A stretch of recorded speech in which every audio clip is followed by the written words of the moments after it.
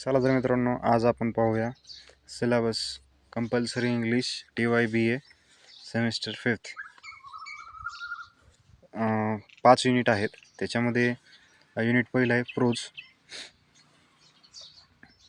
त्या प्रोज म्हणजे काय तर जे गद्य आपण मराठीमध्ये म्हणतो ते गद्य म्हणजेच प्रोज. 3 प्रोज आहेत, शॉर्ट स्टोरी टाईप आहेत आणि ते आहेत the Fampton luncheon by Saki. Second आहे the function of education by Jiddu Krishnamurti. 3 नंबरचा आहे God sees the truth but waits Leo Tolstoy. Unit 3 second आहे पोएट्री. पोएट्री म्हणजे कविता. 3 कविता आहेत.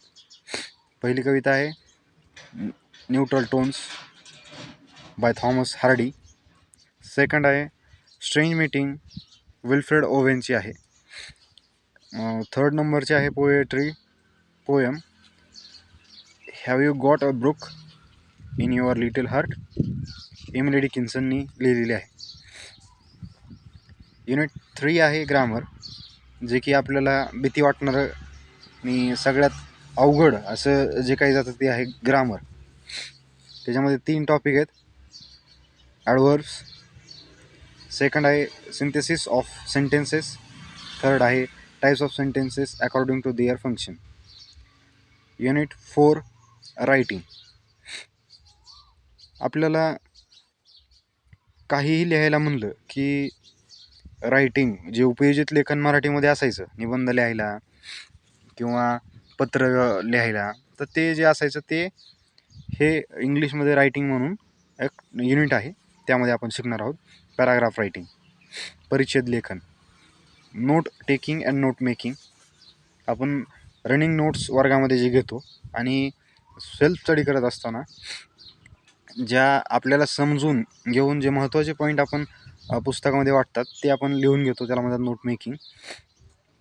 रेफरन्स स्किल्स, जे काही पुस्तकं आता UPSC MPSC राज्यसेवा हे जे असतात परीक्षा, ह्यांच्यासाठी काही रेफरन्स बुक म्हणून दिले जातात. त्याच्यामध्ये NCERTs, M लक्ष्मीकांत हे पर्टिक्युलर बुक्स दिले जातात. तसंच यामध्ये पण आहे की जेव्हा लिटरेचरचा अभ्यास करत असतो आपण तेव्हा रेफरन्सेस की रिसर्च पेपर्स, जर्नल्स, वेगवेगळ्या प्रकारचे जे काही बुक्स आहेत त्यामधून आपण रेफरन्स घेतो की या फॅक्टच्या आधारे आपण काहीतरी, पुराव्यांच्या आधारे आपण काहीतरी हायपोथेसिस मांडत असतो. तर त्यासाठी आपल्याला लागतं रेफरन्स. ते स्किल अवगत आपल्याला रिसर्च पेपरमध्ये काम येतं आणि पुढील विविध प्रकारे आपल्याला क्रिटिकल ॲनालिसिस करण्यासाठी, थिंकिंगसाठी महत्त्वाचं असतं. युनिट 5 आहे soft skills and employability skills, जे की आता NEPमध्ये एम्प्लॉयबिलिटी स्किल आणि सॉफ्ट स्किल इतके महत्त्वाचे झालेत की ती त्यासाठी FYला असतानाच त्याचं एक वेगळं पुस्तक आणि वेगळे क्रेडिट म्हणून त्यांना सेपरेट जागा दिली आहे. कारण की एम्प्लॉयबिलिटी स्किल शिवाय आत्ताच्या शिक्षणाचा काहीच फायदा नाही असं म्हटलं जाते. तर त्या दृष्टीने या पुस्तकामध्येही जोर दिलेला आहे. Non verbal communication, tips for effective communication.